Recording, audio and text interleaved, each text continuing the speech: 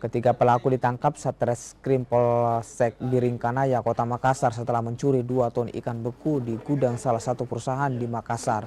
Salah satu pelaku diketahui merupakan mantan karyawan perusahaan tersebut.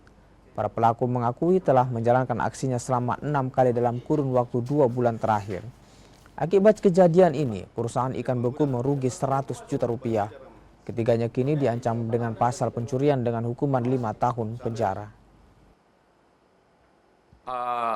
Kejadiannya itu terjadi secara berkelanjutan. Itu mulai dari bulan April sampai dengan terakhir tanggal 31 Juli 2023. Jadi pelaku melakukan ini berulang-ulang.